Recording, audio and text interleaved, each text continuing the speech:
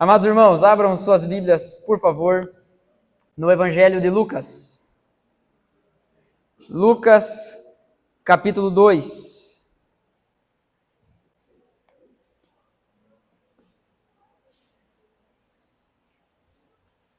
Terceiro livro do Novo Testamento.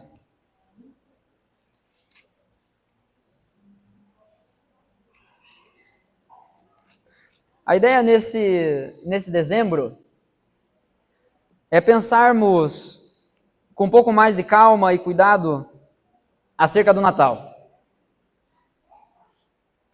Na semana passada, nós meditamos sobre a luz prometida. Hoje, iremos meditar sobre a luz revelada. Estamos pensando sobre a luz do Natal.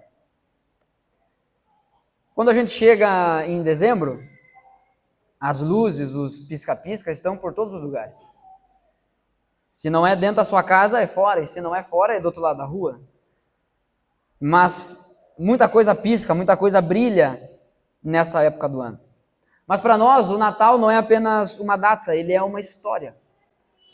Conta uma história. O Natal é a luz prometida por Deus, que entrou no mundo para nos alcançar e acender uma nova vida em nossos corações. Essa é a luz do Natal. Em meio às nossas noites, medos, incertezas, as nossas ansiedades, essa luz não apenas brilha, ela nos alcança, nos guia, nos transforma. A ideia é caminharmos pelas Escrituras para contemplar essa luz que foi prometida, veio ao mundo, liberta, renova, traz paz. Essa pequena série de meditações é um convite para abrir os olhos, aquecer o coração e permitir que essa luz nos transforme. A minha oração, irmãos, é que o Senhor, o próprio Deus, nos conduza à beleza e ao poder da verdadeira luz do Natal. Você localizou o texto? Lucas 2, a partir do verso 8, faremos a leitura. O texto diz assim: Havia pastores que estavam nos campos próximos e durante a noite tomavam conta dos seus rebanhos. E aconteceu que um anjo do Senhor apareceu-lhes e a glória do Senhor resplandeceu ao redor deles. E ficaram aterrorizados. Mas o anjo lhes disse: Não tenham medo, estou lhes trazendo boas novas de grande alegria, que são para todo o povo. Hoje, na cidade de Davi, lhes nasceu o Salvador, que é Cristo, o Senhor. Isto lhes servirá de sinal. Encontrarão o bebê envolto em panos e deitado numa manjedoura. De repente, uma grande multidão do exército celestial apareceu com o anjo, louvando a Deus e dizendo: Glória a Deus nas alturas e paz na terra entre os homens, ou paz na terra aos homens, aos quais ele concede o seu favor. Quando os anjos os deixaram e foram para os céus, os pastores disseram uns aos outros: Vamos a Belém e vejamos isso que aconteceu e que o Senhor nos deu a conhecer. Então correram para lá e encontraram Maria e José e o bebê deitado na manjedoura. Depois de o verem, contaram a todos o que lhes fora dito a respeito daquele menino. E todos os que ouviram o que os pastores diziam ficaram admirados. Maria, porém, guardava tudo em seu coração. Ela refletia sobre essas coisas em seu coração. Os pastores voltaram glorificando e louvando a Deus por tudo que tinham visto e ouvido, como lhes fora dito. Feche seus olhos, vamos orar mais uma vez. Senhor Deus e Pai, em nome de Jesus, obrigado pela Tua palavra, pela Tua santa, bendita, confiável palavra. Que maravilha temos diante de nós. mais valiosa do que o ouro, mais saborosa do que o mel que goteja do favo. Obrigado pela tua palavra. Fala conosco, Senhor. Se o teu Espírito Santo não abrir os nossos corações, não vivificar aquilo que ouvirmos dentro da gente, essa noite terá sido em vão. Fala conosco. Essa é a minha oração, é a nossa oração. Em nome do Senhor Jesus. Amém. Amém. Você se considera uma pessoa distraída? Sim ou não? Essa resposta não é muito confiável, né? Porque essa resposta é confiável quando ela vem de outra pessoa. Quando outra pessoa diz se você é distraído ou não. Até porque às vezes a gente pode estar tão distraído que nem percebeu que está distraído. Um dia desses, compramos uma pequena lembrança de aniversário para um coleguinha da nossa filha. Agora ela está de férias, né? Mas era costume celebrarem ali na turma com uma festinha, né? Um bolo, e os coleguinhas levavam, né? Uma lembrancinha, algo para festejar e celebrar a vida ali. Foi minha esposa que escolheu o presente, obviamente, e eu fui pagar no caixa. Cheguei lá no caixa, entreguei o presente para uma mulher, passei o cartão, e outra pessoa pegou o brinquedo para fazer a embalagem, né? Papel de presente. Só que eu passei o cartão e logo já me movi para a saída. Eu estava caminhando, indo para fora. De olho no celular, tratando alguns assuntos ali que eu estava envolvido, estava concentrado e já estava com o pé na porta. Então ouvi uma voz. Não foi um anjo, mas é uma voz que eu gosto. Foi minha esposa. Ela disse assim: amor, tu pegou o presente? Como quem diz assim, sabe quando tu faz uma pergunta e já sabe a resposta? A pergunta dela era: tu tá esquecendo do presente?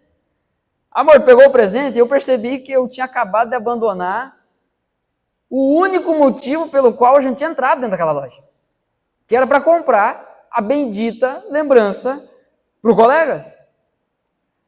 A verdade é que cabeça ocupada demais ou muito vazia leva à distração de coisas realmente importantes.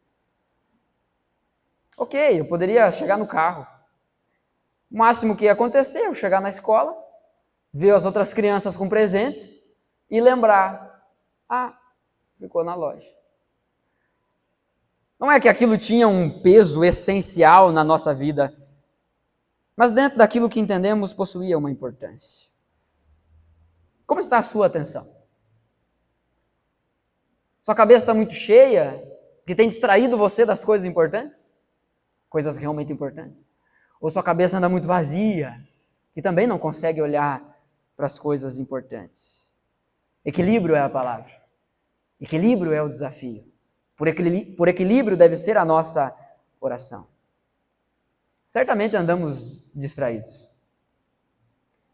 Mas e se Deus resolvesse falar conosco, não em um momento extraordinário, em que Ele entra chutando a porta e descendo fogo do céu, gritando com um exército de anjos? Se Deus resolvesse falar com a gente em uma noite comum da nossa rotina, como hoje, por exemplo. Você saiu de casa para fazer aquilo que você sempre faz. É o caso de alguns, pelo menos. Estamos aqui e sempre estamos aqui. E se Deus resolvesse falar com a gente em uma noite comum da nossa rotina? O contexto do Natal é isso. O Natal de Deus acontece numa noite comum. Não tem nada de extraordinário. A vida segue no seu curso normal. E o Natal acontece. O Evangelho de Lucas, ele não inicia o seu relato sobre o nascimento de Jesus com um culto solene. Um monte de gente reunida num culto, não. Não fala sobre líderes religiosos reunidos. Ele começa com homens comuns. Trabalhando, cuidando de rebanhos, em mais uma noite comum. Nós vemos no início do capítulo 2, a partir do verso 1, Lucas começa a falar sobre o nascimento de Jesus. Fala sobre os desafios que José e Maria precisaram enfrentar. O fato de não terem um lugar digno, minimamente higiênico talvez, para repousar, para dormir, ainda mais para fazer um parto.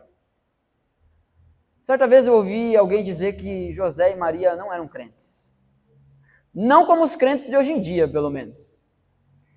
Porque o crente hoje em dia, ele acredita sempre em portas abertas. Sempre no mar vermelho se abrindo. E se não se abrir, eu ando sobre as águas. O crente hoje em dia, ele não consegue perceber a beleza e o propósito de Deus nas portas fechadas. Se José e Maria fossem crentes, como boa parte dos crentes de hoje em dia, crentes da boca para fora, não o crente bom, eles iam chegar na primeira hospedaria, procurando um quarto simples, talvez solicitando ali o mais econômico para poder passar aquela noite. E aí o atendente ia dizer assim, ó, parabéns, vocês são os clientes número 5.000. Suíte para vocês, 5 estrelas. Aí pensa, por quê? Porque eu sou crente. Porque o mar sempre se abre, porque as portas sempre se abrem. E eu sempre vou colher o melhor. Eu vim para esse mundo para experimentar o melhor dessa terra. Mas o que é o melhor dessa terra? Mas não havia lugar para eles. O único lugar que eles encontram é entre os animais. É numa manjedoura. Jesus nasce e é colocado em uma manjedoura. Nós conhecemos a história do Natal. Nós conhecemos a jornada de José e Maria. E não precisamos nem conhecer através da Bíblia. Digo, precisamos conhecer através da Bíblia. O que eu quero dizer é que você não precisa ler a Bíblia para ter ideia de como foi. Principalmente nessa época, onde muitas pessoas falam sobre isso. Inclusive, propagandas que não têm nada a ver com o Evangelho usam o Natal como narrativa para vender seus ideais, para vender seus produtos. Conhecemos a história do Natal, mas hoje eu quero pensar um pouco com você a respeito do nascimento de Jesus, do Natal, pela perspectiva desses pastores. Que Lucas traz e retrata a partir do verso 8, o texto que lemos. A luz do Natal é a luz que nos encontra. Esse é o primeiro ponto do sermão. No verso 8 e 9 diz: havia pastores que estavam nos campos próximos e durante a noite tomavam conta dos seus rebanhos. E aconteceu que um anjo do Senhor apareceu-lhes e a glória do Senhor resplandeceu ao redor deles. E ficaram aterrorizados. Quando Lucas menciona os pastores, ele não está descrevendo aqui uma cena romântica, uma cena bonita, onde os pastores estão lá pulando entre as lãs das ovelhas e as ovelhas saltitando, sendo cuidadas por aqueles pastores. Não é pastor de igreja, é pastor de ovelha. Os pastores estavam nos campos próximos, ali onde Jesus nasceu, e estavam fazendo o seu trabalho. Naquele tempo, pastores estavam entre os grupos, pastores de ovelhas, estavam entre os grupos mais marginalizados da sociedade judaica. Ninguém gostava de um pastor. Hoje, no nosso contexto, até pastor é respeitado. Alguns queimam o filme, né? Devemos concordar. Mas, naquela época, um pastor de ovelha, na profissão, pastor, era a pior coisa que se tinha para fazer. Ninguém gostava disso. era menosprezado, era deixado sempre por último. E isso dentro, uma cultura que tinha às vezes dentro do povo de Deus mesmo. Você deve se lembrar, antes do grande rei Davi, ser o grande rei Davi, o que ele era? Pastor de ovelhas. Quando Deus manda Samuel ungir o novo rei de Israel, porque Saul tinha pisado feio na bola, né?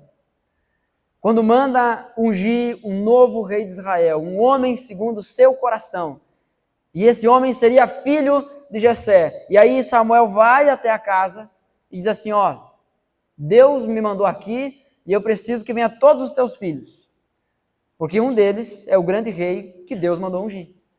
E aí vem. Aqueles homens grandes, fortes, guerreiros. Começa do mais velho e vem vindo. Experientes, profissionais em batalha. Todos em casa, estranho isso. Vai passando um por um. O texto nos mostra que Samuel olha para aqueles homens e pensa assim, é esse?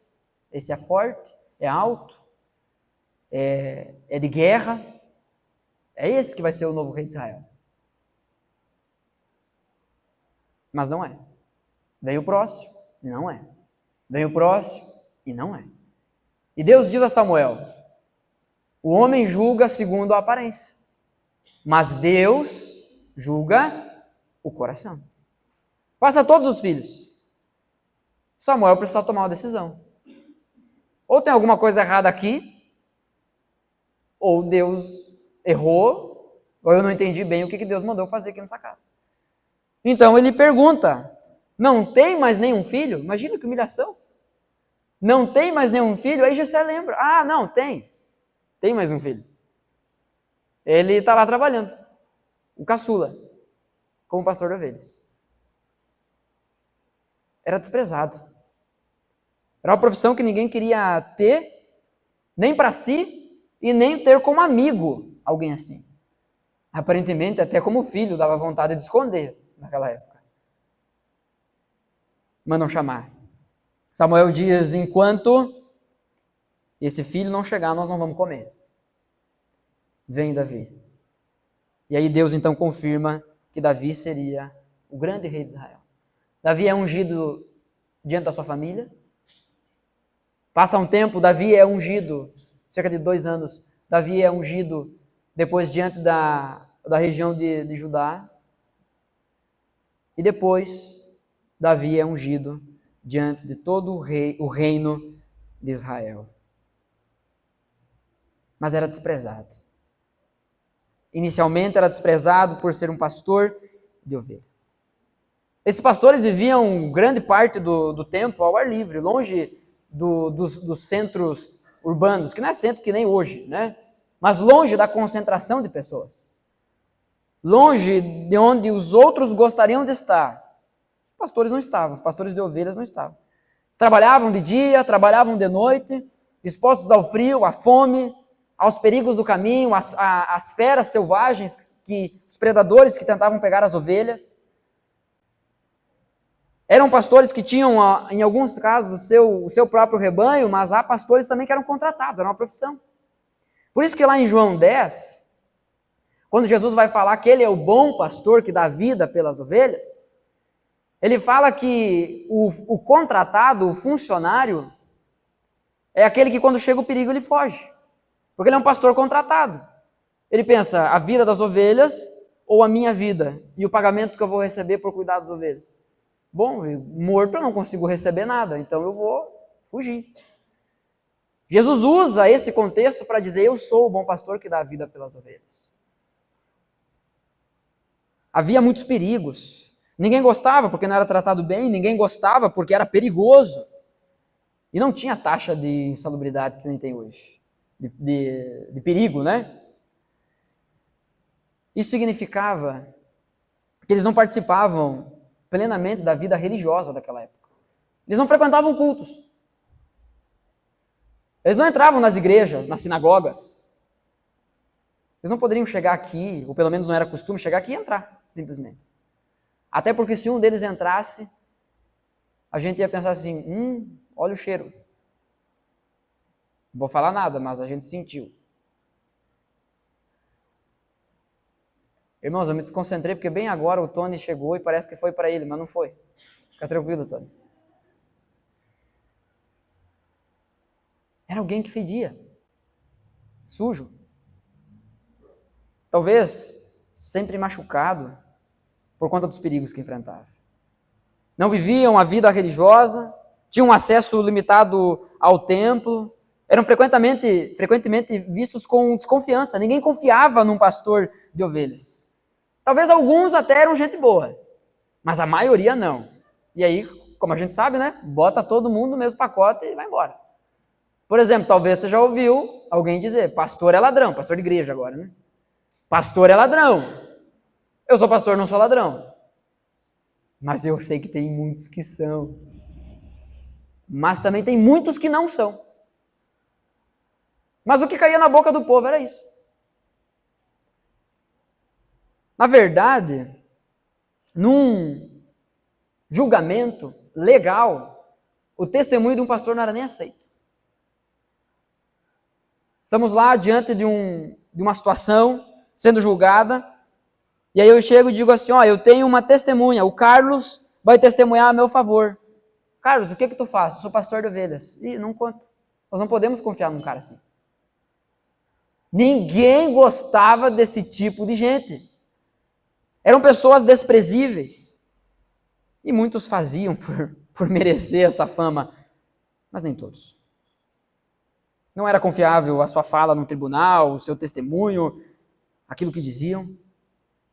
Havia essa ideia de que eram homens invisíveis diante dos outros, esquecidos, vivendo à margem, longe, distantes. E é exatamente nesse cenário que o texto diz: a glória do Senhor resplandeceu ao redor deles. A luz do Natal é a luz que encontra, que vem até nós. A glória não apareceu no templo, no palácio, nem entre os líderes religiosos. A luz do Natal, com L maiúsculo, Jesus Cristo, ele não espera o homem sair das trevas. Ele entra nela. Ele entra nessas trevas e dissipa essas trevas. O texto não diz que os pastores buscavam a luz, os pastores estavam trabalhando, fazendo aquilo que sempre faziam. Talvez alguns até já preparando, enquanto cuidavam dos rebanhos, preparando a rota de fuga. Se aparecer um lobo, eu vou fugir assim.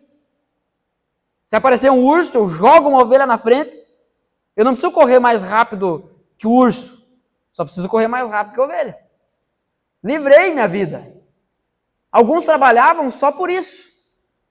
Era um mau caráter, talvez no contrato, no fio do bigode, enquanto conversavam com aquele que contratava o seu serviço, dizia, pode ficar tranquilo, que se for preciso eu morro pelas tuas ovelhas.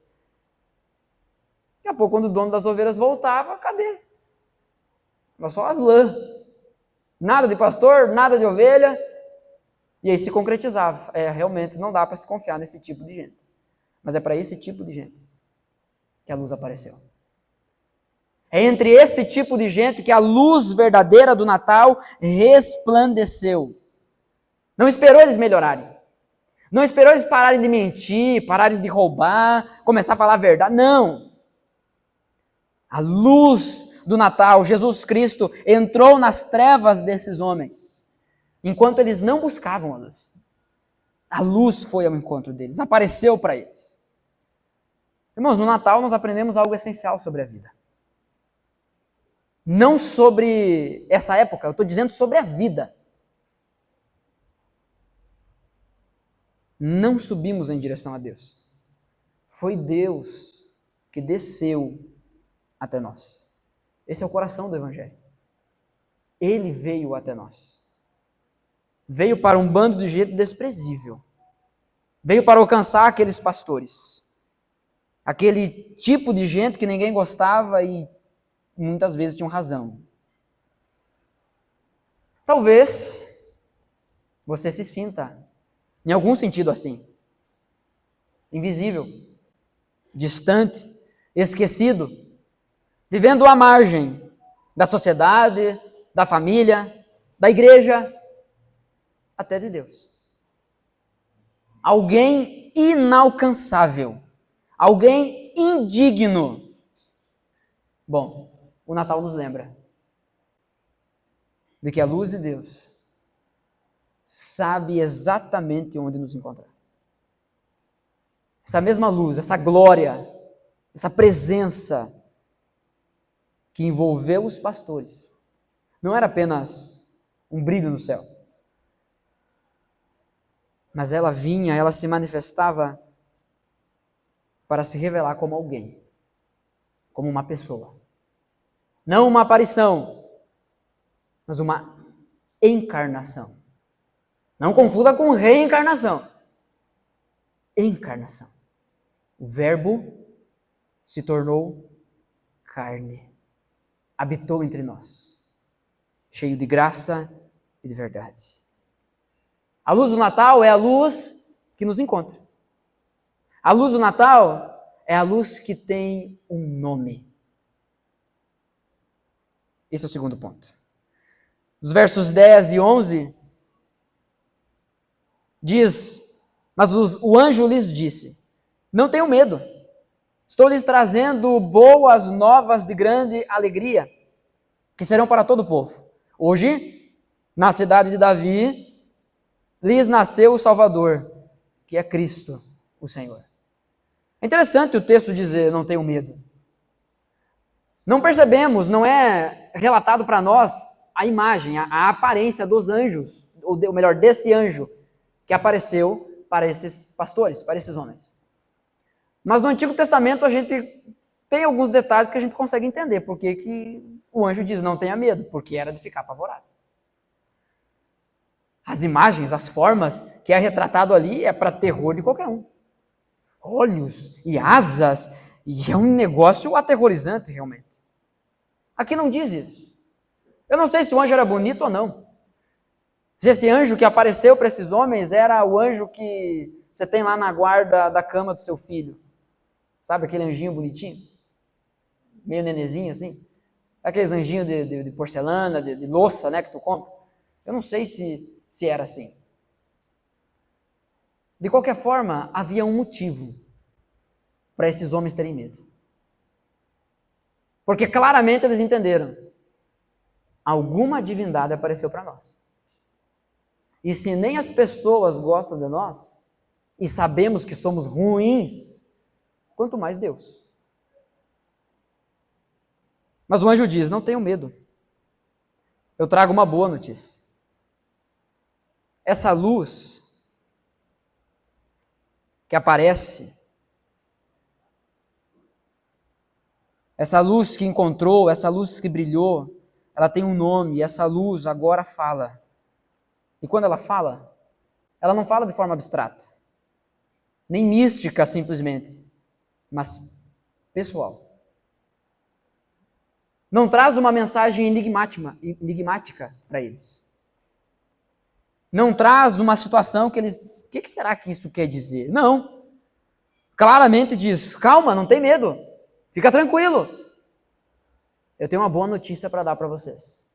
Nasceu um Salvador. Se tem uma coisa que aqueles homens sabiam é que eles precisavam de um Salvador. Pelo menos naquele momento aquilo fica claro para eles. O anjo não traz um enigma, não traz uma fórmula, não diz façam isso para receber aquilo, não. O anjo anuncia um nascimento. Hoje, na cidade de Davi, Jerusalém, nasceu o Salvador, que é Cristo, o Senhor. A luz do Natal, irmãos, não é um espírito das festas natalinas. Não é uma energia positiva. Não é uma coisa que a gente sente assim: o Natal, o ar do Natal é diferente. Dá vontade de perdoar. Dá vontade de pedir perdão. Dá vontade de comer um frango caro. Chester, né? Não é sobre isso, não é isso o Natal. Essa luz do Natal, o brilho do Natal, a presença, o espírito do Natal tem um nome, tem endereço, é lá na cidade de Davi que nasceu. Tem um corpo, um bebê está lá, nasceu. Não se manifesta como um conceito elevado que só alguns mais inteligentes poderiam entender. Caso contrário, seria inalcançável para aquele tipo de gente. Seria inalcançável para aqueles pastores que muito provavelmente não possuíam nenhum tipo de instrução intelectual, espiritual. Talvez seriam homens que ao conversar falariam palavras erradas, tortas, errariam a conjugação dos verbos. Não eram pessoas atrativas. Mas essa mensagem, o anúncio do anjo, se manifesta com um bebê, simples e real, frágil, envolto em panos, deitado em um lugar onde se alimentam os animais. A manjedoura, esse sinal, o símbolo, o objeto, a manjedoura nos impede de espiritualizar demais o Natal.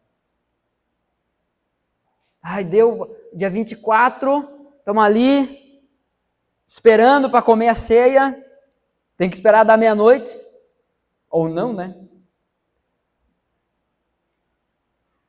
Aí quando vira 24 para 25, deu meia-noite, eu assim, ai, agora eu senti uma coisa boa. Bateu. Bateu o ponteiro, bateu uma coisa aqui no coração também. Não, não é sobre isso. A manjedoura nos força a encarar uma verdade escandalosa. O Criador das coisas mais belas do universo se tornou tão pequeno ao ponto de nascer sujo, no meio do ambiente sujo. Ele se humilha para nos alcançar. Deus entrou no mundo. Isso é o Natal. Não é sobre boia. Não é sobre comida colorida. Deus entrou no mundo. Por isso nos alegramos. Jesus é Deus e Ele nasce. Ele assume plenamente essa forma. O cristianismo não começa com uma ideia, um movimento, uma necessidade. O cristianismo começa com um nascimento. Hoje, na cidade de Davi, nasceu o Salvador, que é Cristo, o Senhor. Esse evento nos confronta. Porque nós queremos usar Jesus para trazer brilho para as nossas vidas. Há aqueles que desejam usar Jesus para trazer riqueza para as suas vidas. Eu vou botar uma cruz no meu carro para ele ficar benzido. Para ele ficar protegido, ficar blindado. Aí o que acontece? Fura o pneu. Aí você pensa, será que eu tinha que ter colocado o adesivo na roda? Ou não, já sei. Eu vou numa igreja onde oram pelos adesivos. Eu vou numa igreja onde oram e cobram, porque daí quanto mais custar, mais poder vai ter. Isso nos confronta. Porque aquele que era digno de todo louvor, de toda glória, cantamos isso no início. Ele se fez pequeno. Se ele tivesse nascido num palácio, num berço de ouro, esse tipo de gente, os pastores de ovelhas, os homens que todo mundo desprezava, jamais teriam acesso a esse bebê. Mas ele nasce num lugar onde qualquer pessoa poderia ter acesso. Onde qualquer pessoa poderia chegar, conhecer e se deleitar naquele que nasceu. Você consegue imaginar esse cenário? O bebê Jesus nasceu. Não teve cesárea ali não, viu? Foi parto normal. Não foi dentro de um hospital, numa sala higienizada, com líquidos escorrendo para tudo que é lado. Não sei se você já viu um parto normal. Tem alguns homens que dizem assim, não, chama a tua mãe, eu não vou entrar contigo. É a mulher que está parindo e tem que segurar a mão do marido, né? Eu lembro de uma pessoa, uma vez, que a gente estava conversando, e ela teve parto normal, ela falou assim, ela disse, eu não quero que tu entre lá. E o marido queria entrar.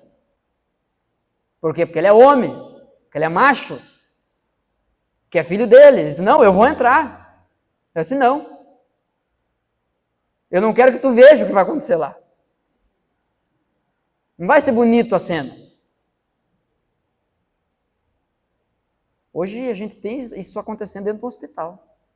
Com uma equipe limpando, cuidando. Agora tu imagina aquela cena, no meio dos animais. Não foi uma cena bonita. Jesus nasce no meio de suor, no meio de fluidos corporais, líquidos, num cheiro ruim. Ele se humilha. O autor da vida nasce. Deus entrou no mundo. Esse evento nos confronta. Porque a simplicidade, a humildade do Deus que nasce deveria nos impedir de usar esse mesmo Deus para a nossa própria glória. Para trazer luz, brilho, riqueza, poder sobre nós e para nós. Porque o Natal não é sobre isso. O cristianismo não é sobre isso. A fé verdadeira não é sobre isso. É por isso que o nascimento, a encarnação de Jesus nos confronta. Ele nasce, ele tem um nome, ele vive. Isso nos mostra que ele não está distante do sofrimento humano. Ele sentiu as nossas dores. Isaías, profetizando sobre a vinda de Jesus, disse, falando sobre ele, servo sofredor, homem de dores, que sabe o que é sofrer, que sabe o que é sentir na pele as dores desse mundo caído.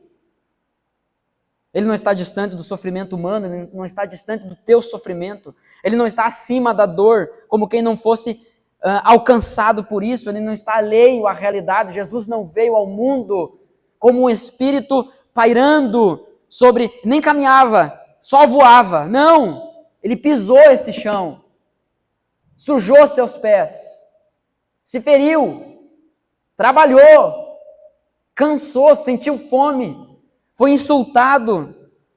Ele sabe o que é a nossa realidade. A luz do Natal tem um nome, irmãos. Jesus Cristo, o nosso Salvador. Você conhece isso? Você conhece Ele? Você o conhece pelo nome? Você sabe realmente quem Ele é? Às vezes meditamos pouco sobre a encarnação, porque ela nos confronta justamente sobre a humildade. Mas o que temos que entender é que a glória de Deus não diminui quando Ele se humilha e encarna. Deus não encarnou para ser diminuído. Ele encarnou para se tornar ainda mais visível, palpável, para que pudéssemos o conhecê-lo e sermos salvos por Ele. Esse brilho, o brilho da glória divina não está apenas no céu, iluminando, por meio do anjo, por meio do exército celestial, cantando e louvando o Deus nascido. Não. A glória de Deus, o brilho do Natal, está no Deus encarnado que se deixa colocar em uma manjedoura, que se humilha para nos alcançar. Queremos a luz do Natal. Queremos esse espírito do Natal, a energia positiva do Natal, mas às vezes é só isso que muitos querem. Uma luz que inspire, mas não envolva. Eu gosto de ouvir sobre isso me faz bem, mas na hora de me envolver com a causa, não, calma aí, não é para tanto. O que importa mesmo é eu estar bem comigo mesmo, estar bem com os outros. Eu viver para mim, viver bem, é isso que importa. Muitos querem uma fé que console, e só isso, mas que não confronte, que não diga não. Mas, irmãos, essa luz, a verdadeira luz do Natal, ela não apenas brilha, ela se aproxima. Ela vem até nós, se encarna e se deixa ser encontrada por todo tipo de gente, inclusive por aqueles que ninguém dá valor, inclusive por aqueles que talvez eu e você achamos que seriam indignos. Ele se humilha para mostrar isso. Eu estou aqui para todos. A luz do Natal é a luz que encontra. É a luz que tem um nome, Jesus Cristo. E é a luz que redefine. Versículos 13 a 16 diz: de repente, uma grande multidão do exército celestial apareceu com um anjo. Então apareceu um anjo primeiro dizendo: não bloqueia, calma, não fica com medo. Traga uma boa notícia. Nasceu o Salvador. De repente, uma grande multidão do exército celestial apareceu com um anjo louvando a Deus e dizendo: glória a Deus nas alturas e paz na terra aos homens aos quais Ele concede o seu favor. O nascimento de Jesus é um favor, é um presente, é graça de Deus sendo manifestada entre nós. Glória a Deus porque fez isso, e paz para a gente porque o Salvador chegou. Quando os anjos os deixaram e foram para o céu, os pastores disseram uns aos outros: é bonito, pena que a gente não gravou. É isso que eles dizem? Não. Eles não dizem: nossa, que experiência, nunca mais vou esquecer disso. E continuam do mesmo jeito que estavam. Não. O encontro com essa luz redefiniu. O texto diz: vamos a Belém. Quando os anjos os deixaram e foram para o céu, os pastores disseram uns aos outros: vamos a Belém e vejamos isso que aconteceu, que o Senhor nos deu a conhecer. Ele nos revelou isso e nós queremos ver isso. Queremos comprovar isso. Então correram para lá e encontraram Maria e José e o bebê deitado na manjedoura. A verdadeira luz do Natal não apenas informa, nasceu. Redefine prioridades. Temos aqui a irmã Rebeca, a nossa irmãzinha Hannah, que já redefiniu muita coisa. Se você ficar muito tempo com a Rebeca, por exemplo, uma coisa que ela não fazia antes, que ela começou a fazer agora, enquanto ela está sentada, puxar uma cadeira, levantar as pernas. Redefine tudo. Só que a maior redefinição ainda está por vir. No primeiro unhé, né? Já era, mudou tudo. Acabou. O que antes era, não é mais. Acabou. Entendemos isso claramente. Aí o Rodrigo e a Josi. Ainda não sabemos se é um irmãozinho ou uma irmãzinha. Já redefiniu muita coisa. Podem ver, o Rodrigo está com a cara de louco. Mas a maior redefinição está para chegar. Percebemos isso facilmente entre nós. Nos nascimentos naturais de pessoas normais. Porque assim, a criança que vai nascer, assim, não é espetacular. É mais um. Mas que, para os pais, vai ser a mais espetacular das crianças, obviamente. Ninguém é melhor do que o outro. Todos nós somos pessoas quebradas e precisamos de Deus do mesmo jeito. Mas entendemos isso a partir desses nascimentos naturais, de pessoas comuns e não espetaculares, não divinas, comuns. Quanto mais, o nascimento do próprio Deus, tomando forma de bebê, deveria redefinir as nossas vidas. A verdadeira luz do Natal não apenas informa, nasceu. Ela diz, ela comunica, tudo mudou. Charles Spurgeon diz acerca do Natal: o bebê pode nascer 1000 vezes em Belém, mas se ele não nascer verdadeiramente em seu coração, você está eternamente perdido. Nasceu? Nasceu. Lá. Mas e aqui? Nasceu? Redefiniu? Perceba que os pastores estavam no campo, trabalhando. E haviam rebanhos para proteger, para cuidar. Foi contratado o serviço deles. Havia certamente riscos em abandonar o turno da noite, principalmente o turno da noite, onde os predadores saíam para caçar.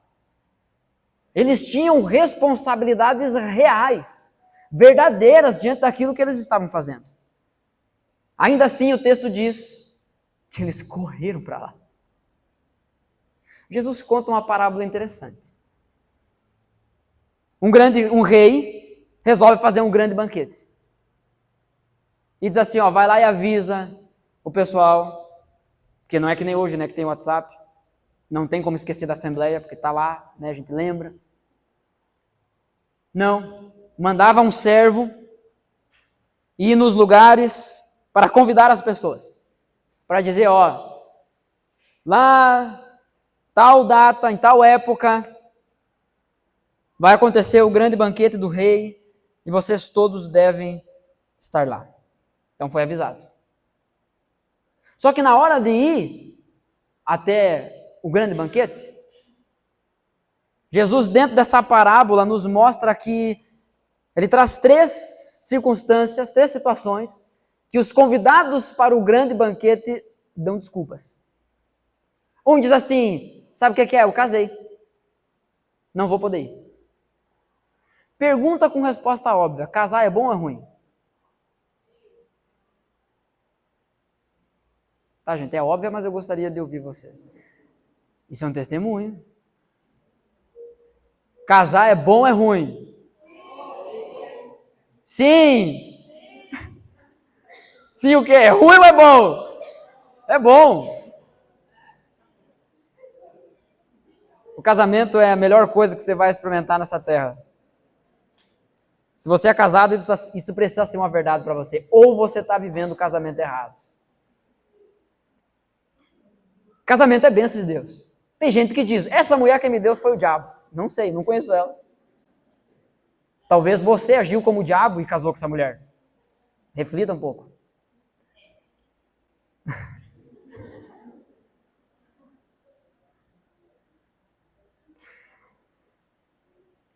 Aí tu me quebra, né, irmão? Mas casar é uma bênção de Deus. Casamento é uma bênção de Deus. Só que o que esse camarada está dizendo? Eu não posso ir lá porque eu preciso usufruir da bênção que Deus me deu. Dentro da parábola, nós não vamos em cada detalhe da parábola, eu quero ir já na aplicação dela. Jesus conta essa parábola para falar que ele é o rei que está convidando para a comunhão, para a mesa, para o relacionamento pessoal. Só que muitas pessoas respondem assim, não posso, eu casei. Então agora eu tenho que usufruir da bênção que o Senhor me deu. Lembra, Deus, quantas vezes eu passei madrugada de joelho, orando, chorando, babando, coisa feia. fazendo papelão, dizendo, Deus, lembra de mim, me socorre, me dá um homem, me dá uma mulher. Aí Deus deu. Diz, Deus, obrigado, agora eu vou aproveitar isso. E aí Deus dizendo, tá, e eu? Ah, tu ficar para depois. Faz sentido? Não faz. A gente ri hoje disso. Mas não faz sentido. Nos embriagamos com as bênçãos de Deus e colocamos elas como desculpa para nos afastarmos de Deus. O segundo exemplo que Jesus dá é que um camarada diz assim, ó, eu não posso ir. Até queria, sabe? Na verdade, me programei, estava até pronto, com roupa de ir. Mas não, eu comprei uma junta de bois. Eu comprei, que seria o maquinário da época, né? Boi para trabalhar a terra. E eu preciso ir ver os bois. Imagina, se eu não vou ver os bois, o que acontece? O boi vira vaca, será? Eu não posso. Deus certamente vai entender. Eu passei madrugadas orando, pedindo para que Deus me ajudasse a expandir o meu negócio. A ter mais poder para trabalhar a terra, para produzir mais, que era o contexto da época. E agora que eu tenho, Deus, o Senhor espera. O Senhor entenda, porque agora eu preciso usufruir daquilo que eu batalhei tanto para conseguir. Então eu deixo Deus de lado e foco naquilo que Deus deu. O terceiro exemplo que Jesus dá, a terceira desculpa que Jesus cita, é que o camarada diz assim, ó, eu até queria, mas não posso. Eu comprei um campo e eu preciso ir ver. Gente, é óbvio que ampliar o teu negócio é bênção de Deus. Ore por isso, clame por isso e que Deus lhe abençoe tremendamente em seus negócios. Em nome de Jesus. Mas essa bênção pode se tornar maldição. Se você usar isso para se afastar de Deus. Ou para não ir a Deus. Para não buscar a Deus. Aí eu comprei um campo. Já pensou você? Eu comprei uma casa. Sonho da casa própria. Ou comprei mais uma casa. Ah, agora eu estou feito na vida, vou alugar e vou viver de aluguel. Comprar uma nova propriedade é bom ou é ruim? A gente fica meio na dúvida, né? Depende. Como é que você vai usar ela? Você vai colocar ela na frente de Deus? Essa bênção também pode se tornar maldição. Então Jesus está falando sobre isso. Ao invés de vir e ter relacionamento com Deus, vocês estão se embriagando naquilo que o próprio Deus deu. Essa é a nossa postura muitas vezes, não? Onde a gente quer se deleitar nas bênçãos de Deus, mas não gasta tempo em oração, leitura bíblica, em comunhão verdadeira, profunda com Ele. Havia riscos em abandonar o turno da noite, eles tinham coisas a perder. Eles tinham responsabilidades reais, esses pastores. Esses homens desprezíveis, desprezados pela sociedade. Ainda assim, o texto diz que eles correram para lá. Depois daquela cena, eles não ficam apenas admirando, dizem, nasceu? Tu olha para o lado e diz assim, tu viu ou é só eu? Tu viu o que acabou de acontecer? O texto diz que eles correram para lá. Se perdendo, como a gente diz aqui, né? Correram para lá. A verdade é que a verdadeira luz do Natal, quando se manifesta, quando esse bebê nasce em nossos corações, a luz reorganiza o que é urgente e importante. Não apenas comunica, redefine, reorganiza as nossas vidas. Antes da luz, antes de compreendermos quem Jesus é e o que veio fazer em nossas vidas, o que ocupava o centro não era o Evangelho, mas agora precisa ceder lugar. Precisa sair. Porque essa luz que nos encontra, que tem um nome, ela redefine a nossa vida. Perceba que os pastores não ficaram debatendo e nem pedem mais sinais.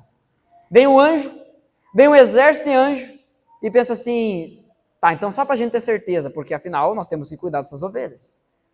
É muita coisa para abrir mão. Ô Deus, tem muita coisa em jogo. Será que o Senhor pode dar mais um sinal? Porque no terceiro sinal eu vou. Eles não ficam debatendo isso. Não pedem mais sinais. Eles vão. Perceba que não há uma tentativa de conciliar a maravilha que estava diante deles com a rotina deles. Eles não olham para essa revelação e pensam, Muito bom. Admirados. Maravilhoso. Estamos encantados. Realmente o céu se abriu. Agora deixa eu voltar a fazer minhas coisas aqui, porque tenho boca para alimentar. Não, eles simplesmente vão. O louvor dos anjos, o testemunho que os anjos dão ali naquele cenário, não os convida à contemplação distante, sabe? Olhar e dizer, não, é bom, mas vamos continuar aqui, longe. Não. Isso é um convite, é um movimento concreto em direção a Jesus. O desejo que surge no coração daqueles homens é, nós vamos lá e vamos ver o que está acontecendo. A fé bíblica é isso, irmãos. Não é apenas um sentimento, uma emoção, um friozinho na barriga, um arrepio no braço. Que às vezes tu está conversando com alguém assim, e a pessoa, olha aqui, ó, até arrepiou. Mas não significa muita coisa. Não significa muita coisa. Eu já senti arrepio assistindo o jogo do meu time. E você sabe muito bem porque time torço. Isso não define muita coisa sobre o nosso coração. A fé bíblica não é só um sentimento. Não é calor. É luz, direção, propósito. Essa é a verdadeira luz do Natal.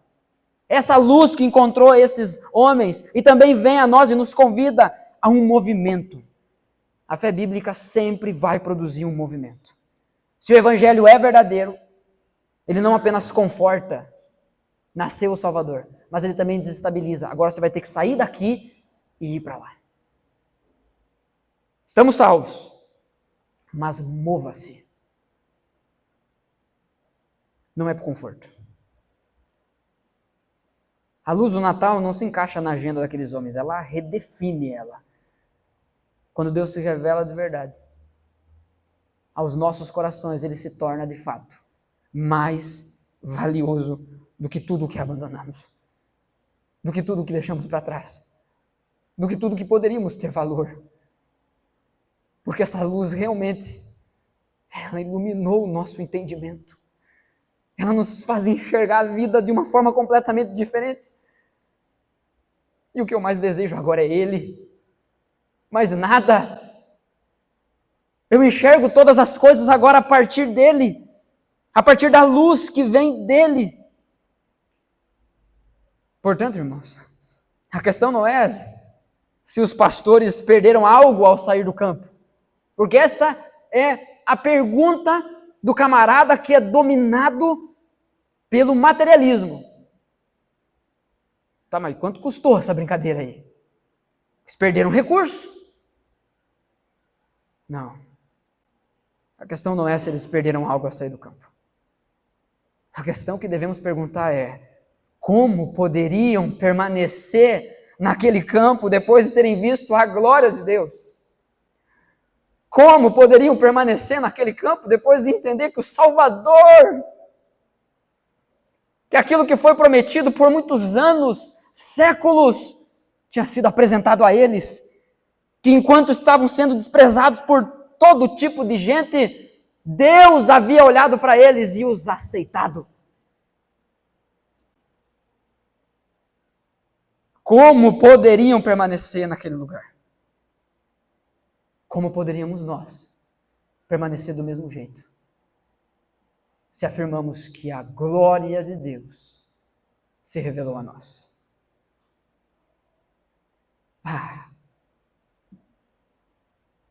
Será que a gente vai, diante disso, vai continuar emburrado, reclamando de qualquer coisinha, numa choração?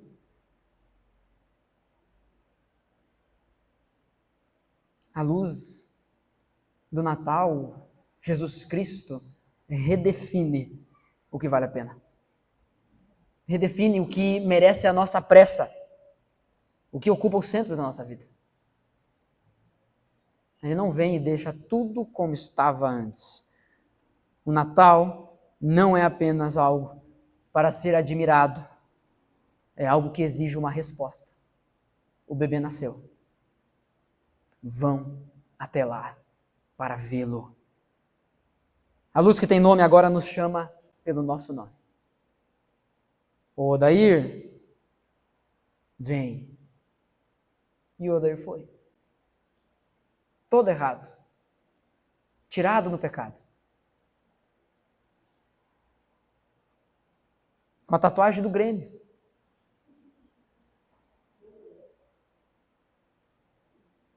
Duro que é uma pedra, né, Catiúcia? Agora é um dos caras que tu olha e a gente tem que é o riso frouxo. Deus disse, vem.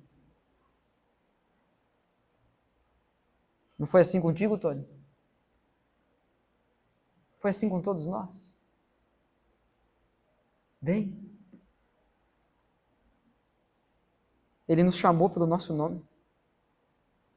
Ah, irmãos, diante dela, diante dessa luz, não dá para permanecer simplesmente como estamos. O Natal exige de nós uma resposta. A luz do Natal é uma luz que nos encontra. É uma luz que tem um nome.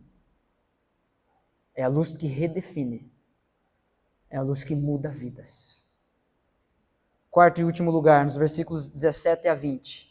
Depois de o verem,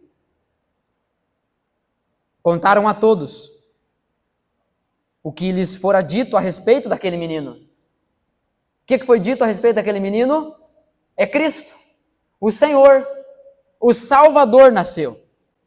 E todos os que ouviram o que os pastores diziam ficaram admirados. Maria, porém, guardava todas essas coisas e sobre elas refletia em seu coração. Os pastores voltaram glorificando e louvando a Deus por tudo o que tinham visto e ouvido, como lhes fora dito. Fizeram aquilo que tinha sido dito para eles fazer. O texto diz que os pastores voltaram. Mas eles não voltaram iguais. Não tinha como ficar para sempre em volta daquele berço. Porque os anjos voltaram. O bebê chorou, precisou mamar, envolto em panos, se sujou. Os pastores voltaram, mas o texto nos mostra que eles não voltaram iguais. Eles retornam ao campo. Talvez à mesma noite de trabalho, talvez ao mesmo trabalho. Eles retornaram para o mesmo trabalho. Nada mudou ao redor. A primeira pessoa que eles encontraram nesse caminho olhou torto para eles. Pastor, fedido, ladrão. Não mudou nada ao redor deles. Mas tudo tinha mudado por dentro. A luz não tirou eles daquele mundo, mas os devolveu ao mundo, transformados, com uma vida mudada. Fato é que, após esse encontro com Jesus, com o bebê Jesus, com essa revelação de que Deus entrou no mundo, eles carregam agora algo que não tinham antes. Mais que uma história para contar. Mais do que dizer, eu vi anjo, eu vi o céu se abrindo. Mais do que uma história para contar, esses homens agora tinham um testemunho para entregar, para proclamar para as pessoas. Uma alegria. Eles tinham uma alegria que transbordava em louvor. Eles já não eram mais os mesmos. Essa luz não foi guardada em segredo, ela se tornou uma proclamação. Foi dito para eles, vocês devem falar sobre isso, e isso eles fizeram. Quando realmente vemos a glória de Deus, ela não termina em nós. Ela se expressa, se concretiza em louvor e adoração. A própria vida, portanto, se torna uma doxologia, se torna um louvor a Deus, uma glória a Deus, racional, consciente e verdadeira. Enquanto os pastores falam para todo mundo, Maria guarda. Há espaço no Natal para isso. Há espaço no Natal para o testemunho público e também para a contemplação e meditação silenciosa.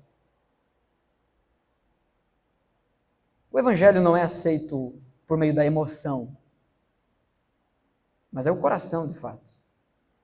Através de uma meditação verdadeira do coração.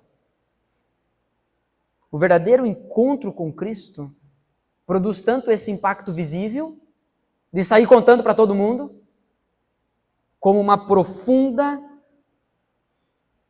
reflexão, meditação, transformação interior.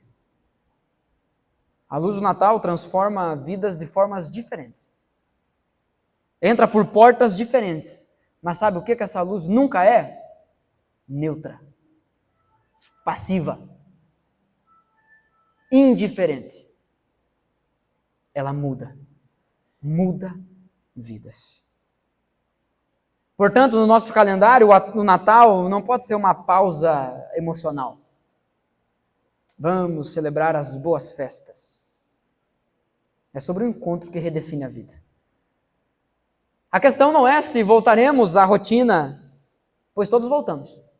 Depois do culto, depois de dezembro, depois das férias, sempre em algum momento ou outro voltamos para a nossa rotina. A questão é se voltaremos do mesmo jeito. A questão é se voltaremos para a vida real, para o mundo real do mesmo jeito. Quem foi encontrado pela luz do Natal não apenas a contempla,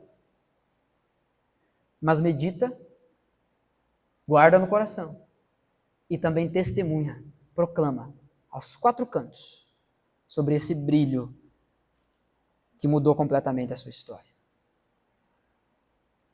Você conhece a luz do Natal? Essa luz te encontrou? Essa luz te chamou pelo nome? Essa luz impactou sua rotina? Redefiniu como você organiza a sua vida? Ela mudou você? Essa é a verdadeira luz do Natal. Diante disso, portanto, para ouvir e praticar. Alguém já te prometeu um presente de Natal? E não deu? Esse é o momento, né? Que você olha para a pessoa do lado e diz, né? Talvez você está pensando assim, nem prometeu que vai dar. Nem sei se vou ganhar. Mas alguém já te prometeu um presente de Natal e não deu? Talvez, quando adulto, isso não tem lá tanta importância assim. Não vai acabar com a sua vida você não ganhar um presente de Natal, até porque o aniversário nem é teu, né? Dá licença. Mas quando a gente é criança, isso tem um peso diferente. Eu tenho muitas madrinhas e padrinhos. Falo com nenhum hoje. Eu lembro de uma vez, uma madrinha minha, quando eu era criança, ela tinha me prometido que ela ia me dar um bonequinho dos Power Rangers. Quem adivinha qual a cor do Power Rangers que eu queria? Óbvio, todo guri queria o de vermelho. Porque era o principal. Quando a gente ia brincar, nós brigávamos entre os primos. Não, eu sou o vermelho. Não, eu sou o vermelho. Chegou no dia, ela me deu um amarelo. Só que em alguns desenhos, o amarelo era a amarela. Usava saia. O meu não, o meu era o homem. Só que eu tinha motivo, ou melhor, os meus amigos tinham motivo, para que quando a gente ia brincar, de dizer que o meu era menina. Resultado, eu brincava com o Power Ranger só em casa, onde todo mundo tinha certeza que ele era menino. Alguém já te prometeu um presente de Natal e não te entregou? Alguém já te prometeu um presente de Natal e deu algo diferente? Que foi frustrante? A promessa do Natal não é sobre uma coisa que foi nos prometida e não foi entregue. A promessa do Natal foi revelada, encarnada. Jesus Cristo veio e nos alcança. O Natal, portanto, nos lembra que Deus não ficou distante no céu, como uma simples promessa futura, de que um dia vai acontecer. Não, ele veio, ele entrou na história. Ele assumiu um nome para nos encontrar onde estamos. Assumiu um nome para nos dar um novo nome. Filhos de Deus. novas identidades, novas criaturas. O espanto do Natal não é simplesmente que uma criança nasceu. O espanto é que Deus se fez criança. Aquele que enche toda a terra foi gestado e nasceu.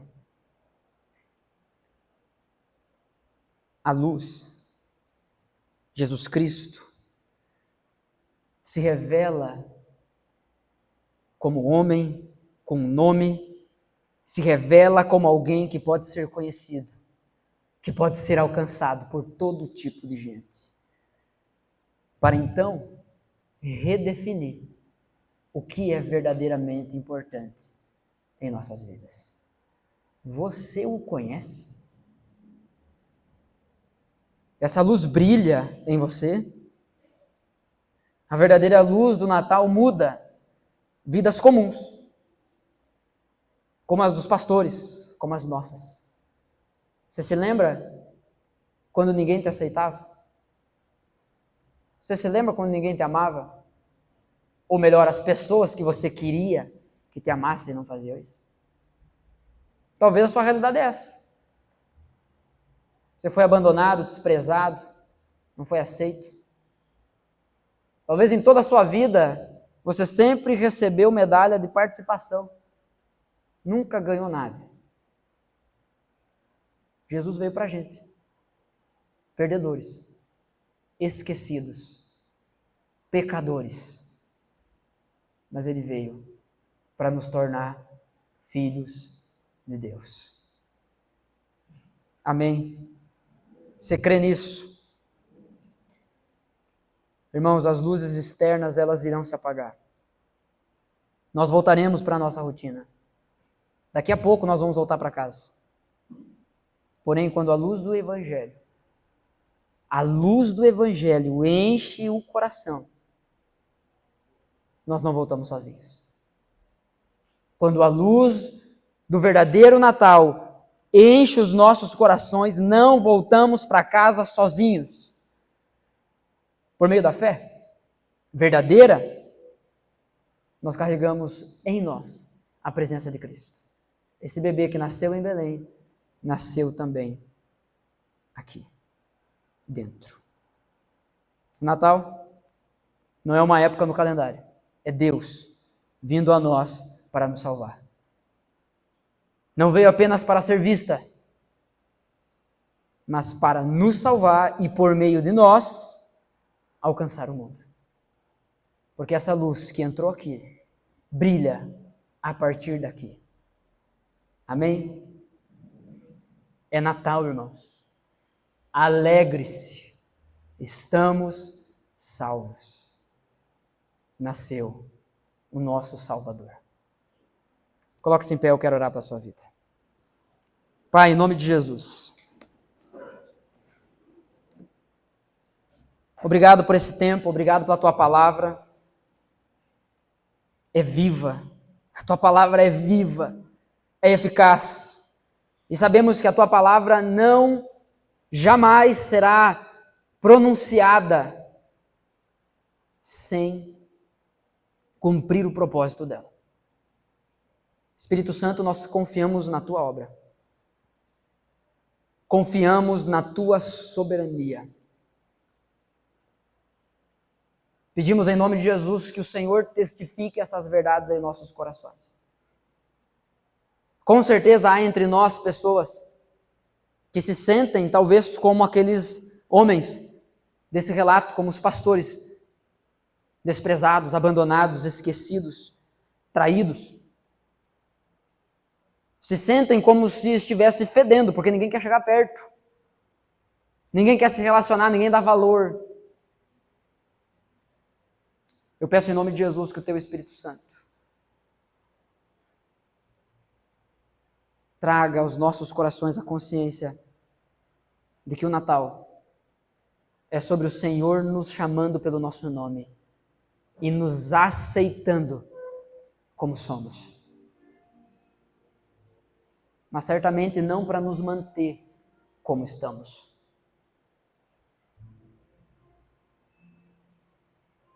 Ó Espírito Santo, revela aos nossos corações quem o Senhor é. Mostra-nos a tua glória.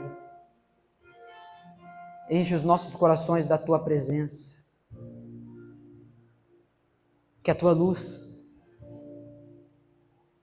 nos encontre essa noite. Que a tua luz revele o seu nome a nós essa noite. Não é simplesmente Jesus. É o Cristo. É o Messias aguardado. É o nosso Salvador. Grava isso em nós, Pai, por favor. Que a tua luz ilumine o nosso coração, aqueça o nosso coração, nos ajude a entender, a redefinir o que precisa ser redefinido em nossas vidas. Livra-nos da ideia diabólica de tentar encaixar o Senhor dentro das nossas coisas. Ó Espírito Santo, desperta-nos para que nós sejamos inseridos nas tuas coisas, no teu reino, nas tuas conversas, na tua missão. Redefine quem somos. Que a tua luz, Senhor, mude as nossas vidas. Mude quem somos. Talvez o Senhor não vai mudar aquilo que fazemos, mas como fazemos. A motivação pela qual fazemos. Revela-nos, Senhor, a verdadeira luz do Natal. Revela-nos, Senhor, que nenhum de nós está tão longe que não possa ser alcançado. Nenhum de nós está tão perdido que não possa ser resgatado pelo Senhor. Que a tua luz ilumine os nossos corações e nos alcance essa noite. Há pessoas perdidas, escravizadas pelo pecado, aprisionadas por rótulos que colocaram sobre as suas vidas, vítimas de promessas que nunca foram cumpridas.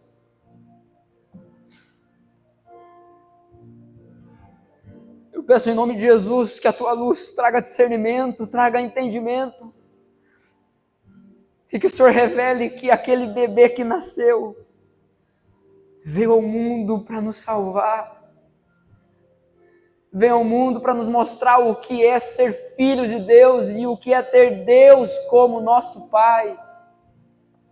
Ah, Deus, que a tua luz nos livre de viver uma vida inútil, uma vida que não vale a pena, uma vida que perde tempo.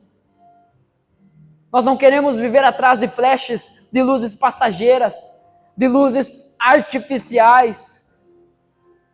É por ti, Senhor. É por ti que nós queremos viver. Ó Espírito Santo, revela Jesus para nós. E que possamos olhar para ti e nos mover em direção ao Senhor. Ó Deus, em nome de Jesus, que a canção que iremos cantar seja a nossa oração. Possamos enxergar Cristo e declararmos que sim, é Ele. É por Ele. É por Jesus que iremos gastar as nossas vidas. Porque encontramos a luz verdadeira. Nós queremos viver a partir dessa luz. E ser teu instrumento. Para que outras pessoas encontrem também.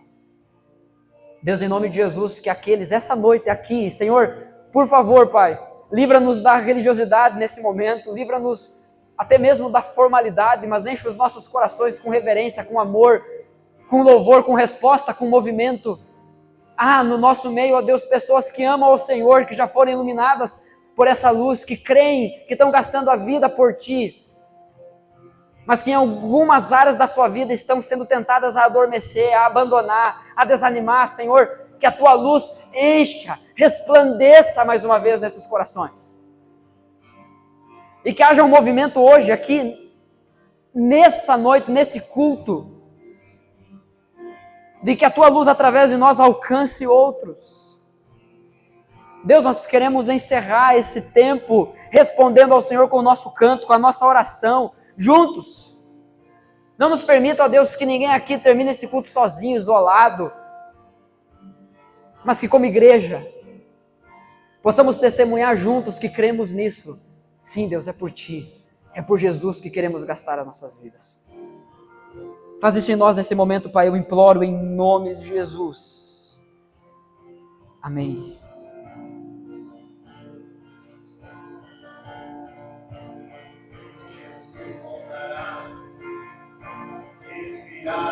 Soberano em poder.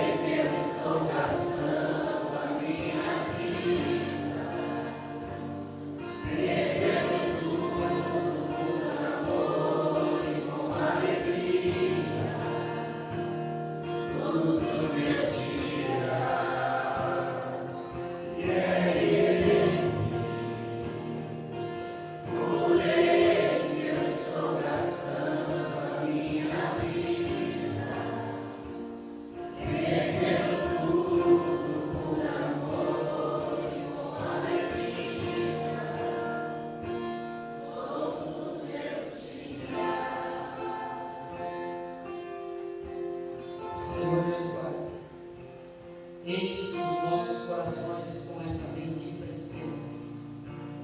A nossa recompensa está contigo. Vale a pena, na verdade, o que mais vale a pena nessa vida é gastar a vida contigo. É abrir mão daquilo, seja lá o que aquilo for, para gastar a vida contigo. É em ti que está a nossa recompensa. Enche os nossos corações, capacita-nos a nos mover em tua direção, a em fé, crer na graça que foi revelada por Cristo. A bendita esperança que nasceu e se tornou convicção em nossos corações por meio do nascimento do Filho de Jesus. É Natal, estamos salvos. Aleluia, louvado seja o teu nome, Senhor. Obrigado, porque o Senhor só não apenas veio para nos salvar, para nos dar esperança, para nos prometer, o Senhor voltará e nos chamará pelo nosso nome. Deus, em nome de Jesus, nos ajuda a nos movermos em tua direção, conhecermos e celebrarmos a verdadeira luz do Natal. Essa é a minha oração, é a nossa oração, em nome do Senhor Jesus. Amém.